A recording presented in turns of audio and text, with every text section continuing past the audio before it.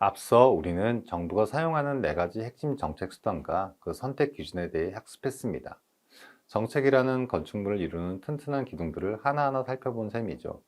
하지만 기둥에 대한 지식만으로는 좋은 건축물을 지을 수 없습니다. 이번 수업에서는 정책 설계 현장에서 마주하게 될 핵심적인 질문들에 대한 답을 함께 찾아갈 것입니다.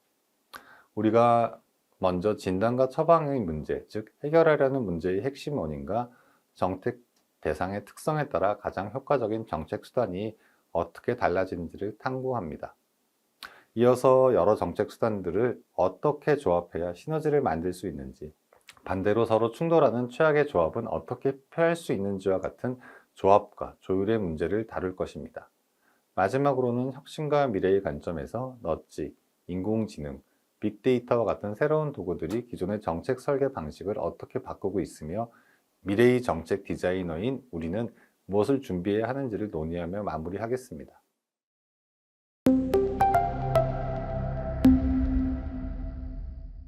정책 수단을 선택하는 전략적 사고의 첫 번째 단계로 우리는 문제의 핵심 원인이 무엇인지 진단해야 합니다. 만약 문제의 원인이 단순히 몰라서 발생하는 정보의 부족이 있다면 처방수단은 명확합니다. 정보수단을 사용해야죠. 예를 들어 시민들이 올바른 손 씻기 방법을 몰라 감염병이 확산된다면 처벌이나 보조금이 아니라 올바른 방법을 알려주는 교육 캠페인이 가장 효과적인 해결책이 될 것입니다. 하지만 기업이 환경오염의 위험성을 알면서도 비용 절감을 위해 오염물질을 배출하는 경우는 어떨까요? 이는 정보 부족이 아닌 시장 실패, 즉 외부 효과가 가격에 반영되지 않는 문제입니다. 이런 상황에서는 규제를 통해 배출 총량을 강제하거나 오염물질에 세금을 부과하는 재정수단을 통해 그 사회적 비용을 기업에 직접 부담하게 만들어야 합니다. 때로는 시장 자체가 존재하지 않아 문제가 발생하기도 합니다. 예를 들어 수익성이 낮다는 이유로 민간 병원이 들어서지 않는 도서 산간 지역의 필수 의료 공백은 공공재 부족의 문제입니다. 이때는 정부가 직접 공공병원을 짓거나 공중보건의를 파견하는 조직수단을 통해 직접 서비스를 공급하는 것 외에는 대안이 없습니다. 문제 원인 진단만큼 중요한 것은 그 정책에 영향을 받게 될 정책 대상이 누구인지를 정밀하게 분석하는 것입니다. 이러한 대상을 3가지 그룹으로 나누어 보겠습니다. 첫 번째 그룹은 자발적 수능자입니다. 이들은 이미 문제를 해결하려는 선한 의지와 동기를 가지고 있지만 구체적인 방법을 모르거나 정보가 부족한 사람들입니다. 재활용에 적극적으로 참여하고 싶지만 복잡한 플라스틱 분리배출 방법을 몰라 망설이는 시민들이 대표적이죠. 이들에게는 처벌이나 보조금이 필요 없습니다. 명확하고 접근하기 쉬운 정보만 제공하면 기꺼이 행동을 바꿀 것입니다. 두 번째 그룹은 조건부 수능자 또는 계산적 행위자입니다. 이들은 정책의 방향에 동의하지만 행동을 바꾸는데 따르는 비용이나 불편함 때문에 망설이는 사람들입니다. 전기차가 친환경적이라는 사실은 알지만 높은 초기 구매 비용 때문에 내연기관차를 선택하는 소비자들이 여기에 해당합니다. 이들에게는 정보만으로는 부족합니다. 구매 보조금이나 세제 혜택과 같은 결정적인 인센티브를 제공해야 비용 편익에 저울을 기울여 비로소 움직이기 시작합니다. 마지막 그룹은 저항자입니다. 이들은 정책의 내용을 알면서도 심지어 인센티브가 주어져도 따르지 않는 집단입니다. 주로 불법 행위를 통해 더 큰 이익을 얻는 경우가 많죠. 예를 들어 폐기물 처리 비용을 아끼기 위해 심야에 산업 폐기물을 몰래 투기하는 기업이 있다면 이들을 캠페인이나 보조금으로 설득할 수 없습니다. 이들에게는 오직 강력한 단속과 처벌이라는 강제력만이 유일한 해결책이 될 수 있습니다. 자, 이제 이 분석 툴을 여러분의 프로젝트에 직접 적용해 볼 시간입니다. 여러분 팀이 해결하는 문제의 핵심 대상은 누구입니까? 가령 청년 무관심을 문제로 삼았다면 그 청년들은 정치의 중요성을 몰라서 참여하지 않는 자발적 수능자입니까? 아니면 참여할 시간적, 경제적 여유가 없는 조건부 수능자입니까? 이 질문에 명확히 답할 수 있을 때 비로소 여러분은 수많은 정책 수단들 가운데 가장 효과적인 도구를 선택할 수 있게 될 것입니다.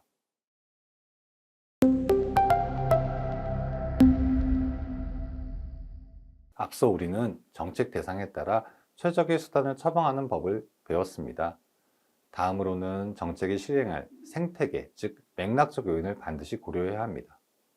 정책은 결코 진공 상태에서 작동하지 않으며 동일한 정책 수단이라도 어떤 환경을 만나느냐에 따라 전혀 다른 결과를 낳기 때문입니다. 가장 먼저 고려해야 할 것은 정치적 환경입니다. 정책 수단의 선택은 종종 정부의 이념적 성향을 반영합니다. 일반적으로는 시장을 신뢰하는 보수 정권은 직접적 규제나 정부 개입보다는 세금 감면과 같은 재정적 인센티브나 시장 기반의 해결책을 선호하는 경향이 있습니다. 반면 시장 실패의 교정과 사회적 형평성 가치를 중시하는 진보 정권은 적적인 규제나 공공 서비스의 직접 공급과 같은 권위 및 조직 수단을 더 선호하는 경향을 보이죠.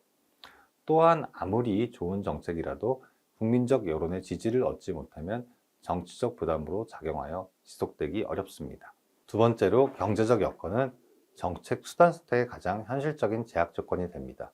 1997년 IMF 외환위기 당시 우리 사회는 실업과 빈곤이라는 극심한 고통을 겪었지만 정부는 국가 부도를 막기 위해 긴축 재정을 펼쳐야 했습니다.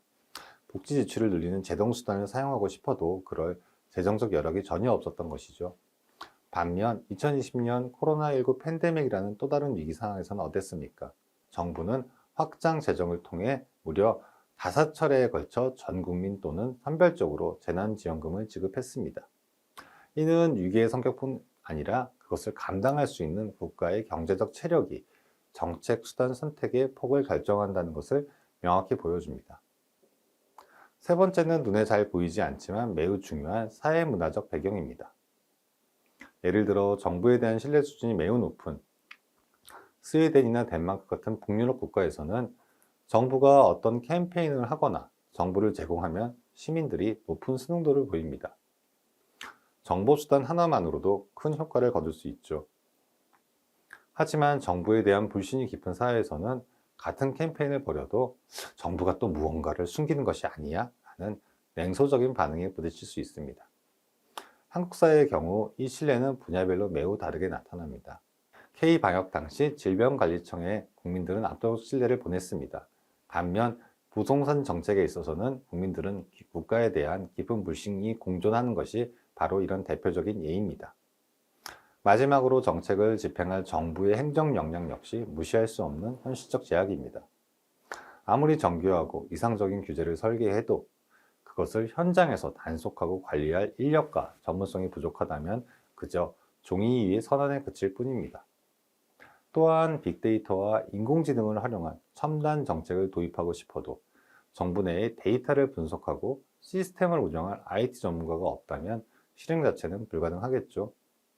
또한 빅데이터와 인공지능을 활용한 첨단 정책을 도입하고 싶어도 정부 내에 이러한 빅데이터를 분석하거나 AI를 개발할 수 있는 전문가가 없다면 실행 자체가 불가능하겠죠.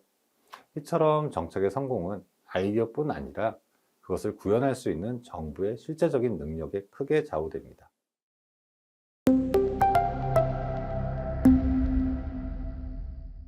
유능한 정책 설계자는 단 하나의 완벽한 수단을 찾으려 하지 않습니다. 마치 현명한 투자자가 자신의 자산을 주식, 채권, 부동산에 나누어 담는 포트폴리오를 구성하듯 여러 정책 수단을 조합하고 동적으로 관리하는 전략적 사고를 해야 합니다. 가장 중요한 원칙은 포트폴리오의 균형입니다. 특정 유형의 수단 하나에만 올인하는 것은 매우 위험적인 전략입니다. 예를 들어 오직 강력한 규제에만 의존하는 정책은 시장의 거센 저항과 규제 회피라는 부작용에 부딪히기 쉽습니다. 반대로 보조금과 같은 재정적 인센티브에만 의존한다면 단기적 효과는 클지 모르지만 막대한 재정 부담으로 인해 지속 가능성을 잃게 됩니다. 즉, 캠페인과 같은 단순한 정보 제공 수단으로만으로는 실제 행동 변화를 이끌어내는 데는 한계가 명확하죠. 따라서 각 수단의 장점을 취하고 단점을 보완할 수 있도록 균형적인 조합을 구성하는 것이 기본입니다. 두 번째는 리스크 분산의 관점입니다. 정책 환경은 불확실성으로 가득 차 있기 때문에 우리가 선택한 핵심 수단이 예상치 못한 이유로 실패할 경우를 대비한 플랜 B가 필요합니다. 코로나19 백신 접종 정책의 좋은 예입니다. 정부는 초기에 백신의 안정성을 알리는 정보 캠페인을 통해 자발적 참여를 유도했습니다. 하지만 접종률이 정체되자 접종자에게 다중이용시설 혜택을 주는 백신 패스라는 인센티브를 도입하여 2단계 전략을 펼쳤습니다. 이처럼 하나의 수단이 한계에 부딪혔을 때 그 즉시 다음 카드를 꺼낼 수 있도록 여러 대안을 순차적으로 준비해 두는 것이 중요합니다. 세 번째는 단계적 확대 전략입니다. 아무리 좋은 정책이라도 처음부터 전국 단위로 대규모로 시행하는 것은 큰 위험을 수반합니다. 대신 특정 지역이나 특정 집단을 대상으로 파일럿 프로젝트를 먼저 시행하여 정책의 효과성과 문제점을 미리 검증하는 지혜가 필요합니다. 서울시의 공공자전거 따릉이는 처음부터 서울 전역에 도입되지 않았습니다. 여의도 등 일부 지역에서만 소규모로 시작하여 운영 데이터를 축적하고 시민들의 반응을 살핀 뒤 그 성공을 바탕으로 점차 서비스 지역을 확대해 나갔습니다. 이러한 접근은 실패의 비용을 최소화하고 성공의 가능성을 극대화하는 현명한 방법입니다. 마지막으로는 시장만큼이나 중요한 것은 출구 전략인 엑시트 스트래티지를 미리 설계하는 것입니다. 모든 정책은 영원할 수 없으며 시대적 상황이 변화하거나 정책 목표가 달성되면 그 역할을 다하고 퇴장해야 합니다. 이를 위해 법률에 유효기간을 명시하는 일몰제, 즉 선셋 클로즈를 도입하거나 주기적인 성과평가를 통해 정책의 지속 여부를 결정하는 체계를 마련해야 합니다. 한번 도입되면 관성적으로 계속 유지되어 국가 재정에 부담을 주는 일부 보조금 정책처럼 한번 시작하면 끝내기 어려운 좀비 정책이 되지 않도록 처음부터 정책의 수명 주기를 관리하는 시각이 반드시 필요합니다.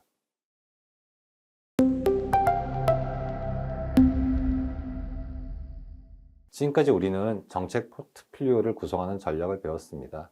이제부터는 그 포트폴리오에 담긴 개별 수단들이 서로 만났을 때 어떤 화학적 반응을 일으키는지, 즉 정책 수단 간의 상호작용에 대해 탐구해 보겠습니다. 여러 정책 수단들을 단순히 나열하는 것과 그것들을 정교하게 조합하여 시너지를 창출하는 것은 전혀 다른 문제입니다. 가장 이상적인 관계는 보완적 관계입니다. 이는 각기 다른 수단이 서로의 약점을 보완하고 강점을 극대화하여 1 더하기 1이 2 이상의, 즉 3이 되는 폭발적인 시너지 효과를 만들어내는 경우입니다. 금연 정책이 바로 교과서적인 예입니다. 정부는 금연구역 지정이라는 강력한 규제 수단을 통해 흡연행위 자체를 물리적으로 압박합니다.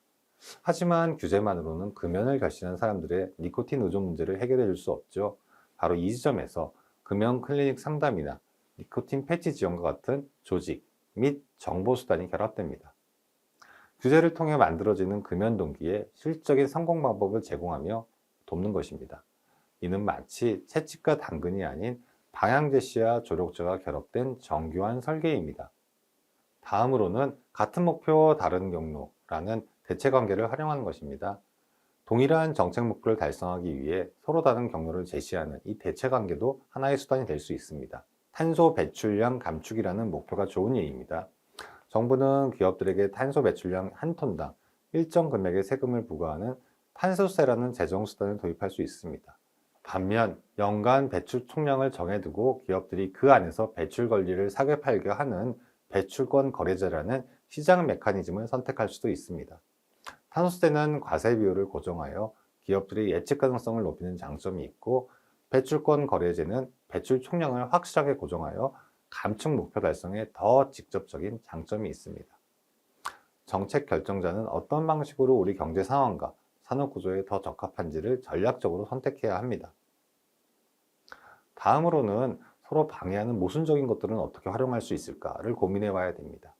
정책 설계에서 반드시 피해야 할 최악의 경우는 바로 충돌 관계입니다. 이는 하나의 정책 수단이 다른 정책 수단의 효과를 정면으로 방해하거나 상쇄시켜 전체적인 정책 실패를 야기하는 상황입니다. 농업 정책에서 이러한 모순이 종종 발견됩니다. 예를 들어 한 부처에서는 식량 안보와 농가 소득 증대를 목표로 쌀 생산량을 늘리는 농가에 보조금을 지급합니다. 하지만 바로 옆 다른 부처에서는 환경 보호를 목표로 과다한 비료나 농약 사용을 강력하게 규제하는 수질 오염 총량제를 도입합니다. 농민의 입장에서는 한쪽 발은 엑셀에 다른 쪽 발은 브레이크에 올려놓은 채 운전하는 것 같은 모순적 신호를 받게 되는 것이죠. 이러한 충돌을 피하기 위한 정책 혼합의 설계 원칙은 명확합니다. 첫째, 모든 수단이 같은 목표를 향해야 한다는 일관성. 둘째, 수단들 간의 마찰과 부작용을 최소화해야 한다는 조화. 그리고 셋째, 문제의 다양한 측면을 빠짐없이 다루어야 한다는 포괄성입니다.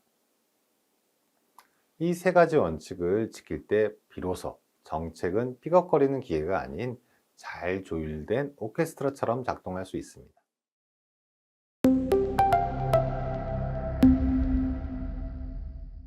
우리가 지금까지 논의한 정책 설계는 결코 단 한 번에 끝나는 완결된 청사진이 아닙니다. 오히려 그것은 현실이라는 바다에 처음 띄우는 배와 같습니다. 예기치 못한 파도와 바람을 만나면 끊임없이 항로를 수정해야만 목적지에 도달할 수 있죠. 이처럼 훌륭한 정책은 한 번 만들고 끝나는 정적인 산물이 아니라 현실과 끊임없이 상호작용하는 진화하는 살아있는 유기체와 같습니다. 이를 가능하게 하는 것이 바로 피드백과 학습 시스템입니다. 가장 중요한 첫걸음은 정책 실험을 두려워하지 않는 자세입니다.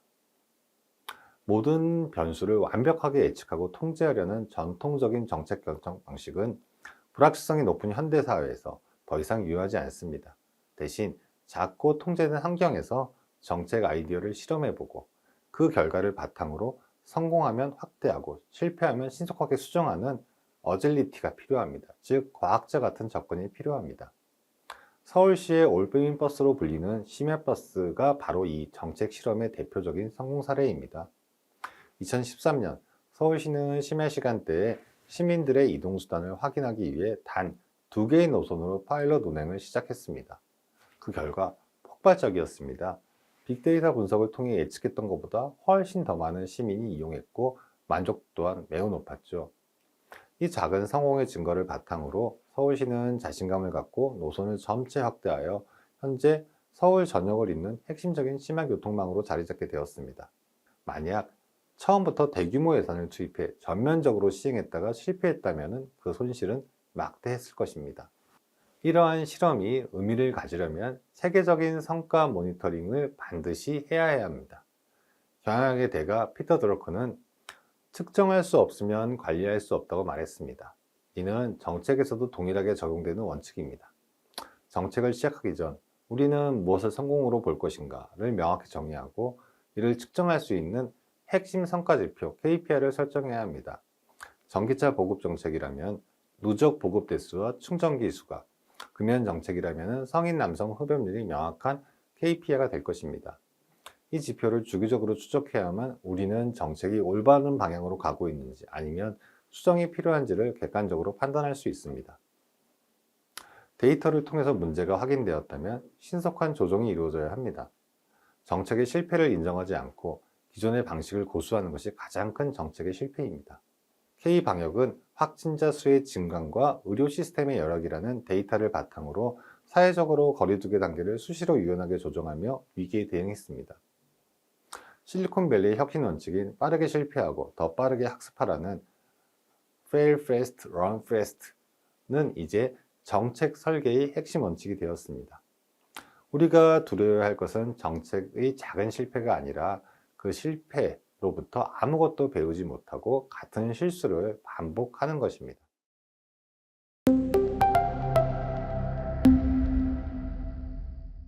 지금까지 우리는 전통적인 정책 수단들의 조합과 설계를 다루었습니다.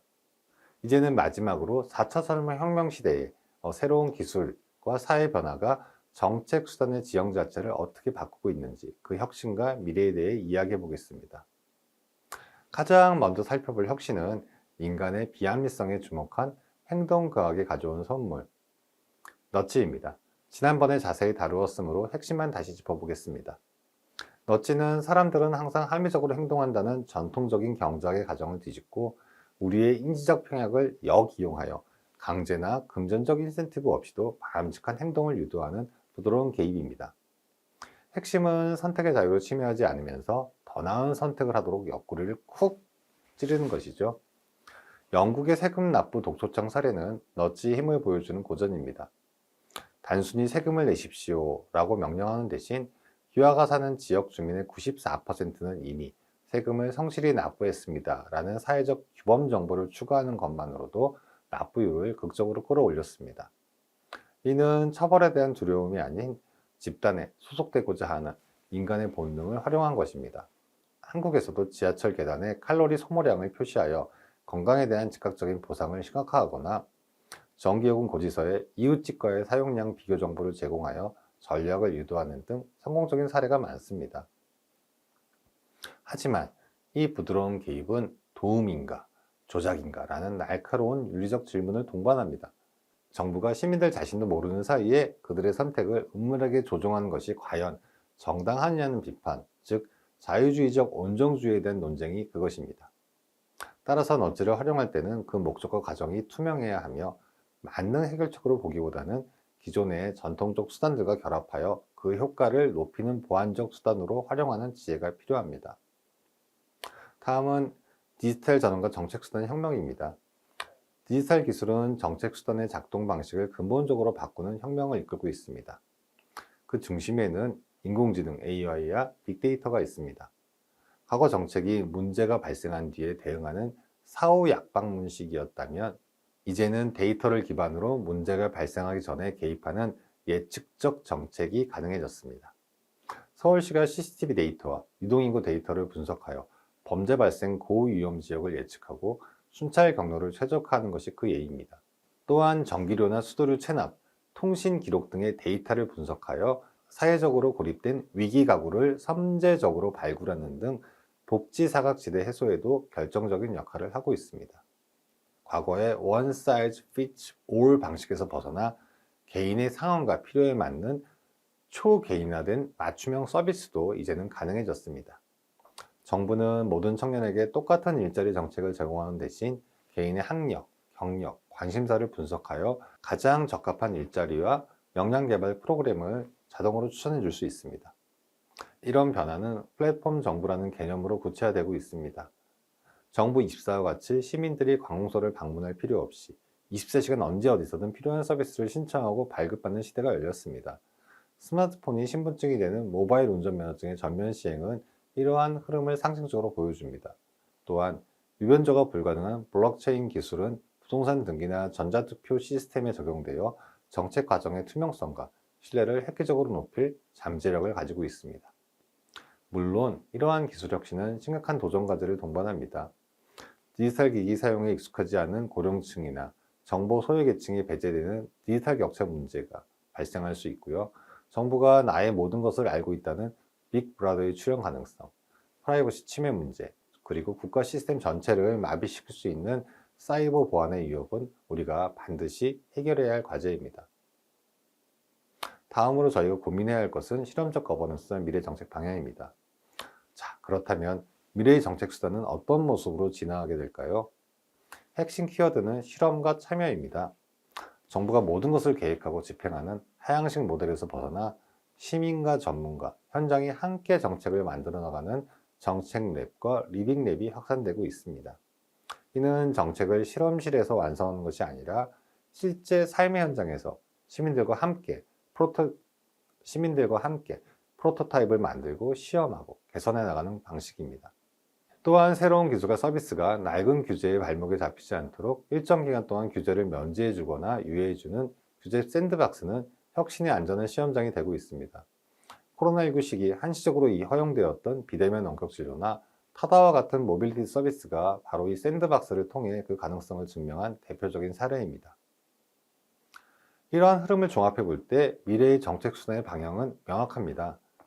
문제가 터진 뒤 대응하는 것이 아니라 예방적으로, 모든 사람에게 똑같이 적용하는 것이 아니라 맞춤형으로, 정부가 독점적으로 하는 것이 아니라 참여적으로, 그리고 직관이 아닌 증거 기반으로 진화할 것입니다.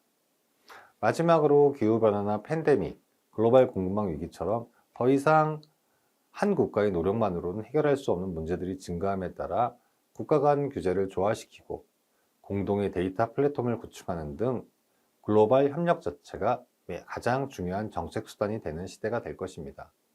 오늘 우리는 정책 수단을 진단하고 조합하고 혁신하는 정책 과정을 함께 탐험했습니다. 문제의 원인과 대상을 분석하여 최적의 수단을 처방하는 법을 배웠고, 여러 수단들이 만나 만들어내는 시너지와 충돌의 화학을 이해했으며 기술이 열어가는 정책의 미래까지 조망했습니다. 수업을 마치며 오늘 배운 것을 관통하는 핵심 메시지를 하나 드리고자 합니다. 미래의 유능한 정책 디자이너는 한 편의 훌륭한 영화를 만드는 영화 감독과 같습니다. 단 하나의 장르만 고집하는 감독이 아니라 정보라는 감동적인 시나리오와 대사로 관객의 마음을 움직이고, 권위라는 정교한 연출과 편집으로 극의 긴장감과 질서를 만들며, 재정이라는 막대한 제작비와 화려한 특수 효과로 영화의 완성도를 높이고, 조직이라는 최고의 배우와 스태프들을 통해 이 모든 비전을 스크린에 구현해내는 총감독, 그리고 사회 문제라는 어려운 주제를 놓고 이 모든 요소를 조화롭게 활용하며 관객들에게 깊은 울림과 변화를 주는 최고의 작품을 만들어내는 사람, 그것이 바로 앞으로 여러분이 만들어낼 멋진 사회 문제를 해결할 수 있는 정책 디자인, 정책 작품을 기대하며 오늘 수업을 마치도록 하겠습니다.